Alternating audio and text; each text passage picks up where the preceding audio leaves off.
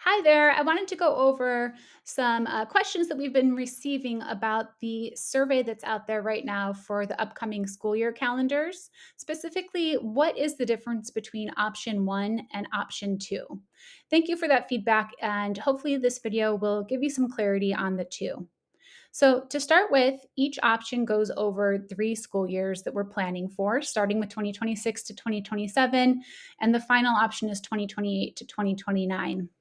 Now, something to note is for election years, the statewide election days will be a school closure day, and it happens to fall on that first school year, 2026 to 2027, and then again on 2028 to 2029.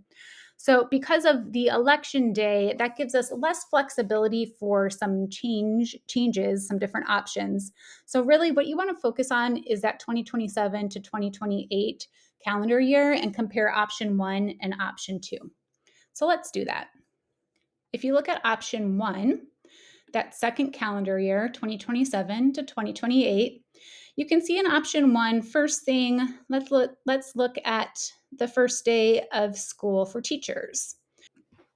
So you can see in option one, the first day back for teachers is on August 14th, that Friday.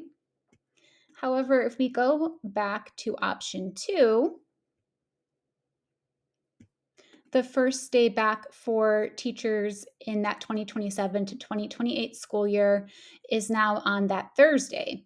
So, what that does is push back the start of school for all teachers and students. So, you can see here that the students' first day classes begins for grades 1 through 6 on the 17th, where option one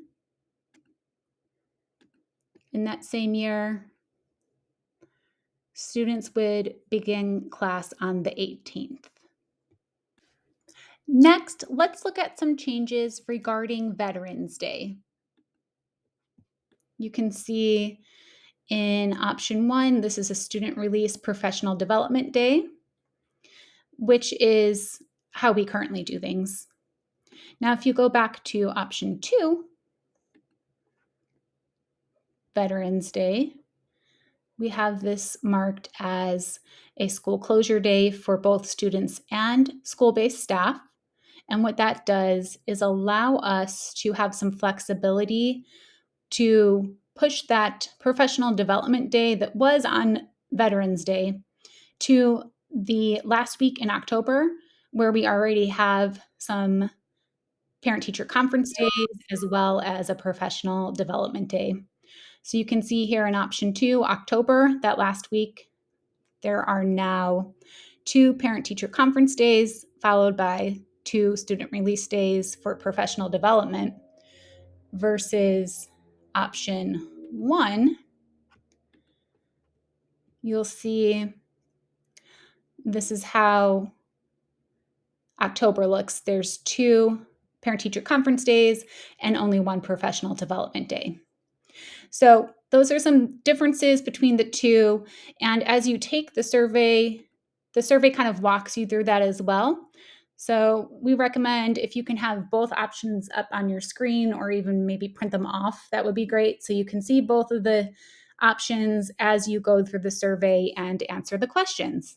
I hope that helps clear up some questions that you have. Thank you for the feedback and thank you for taking time to take this survey. Have a great day.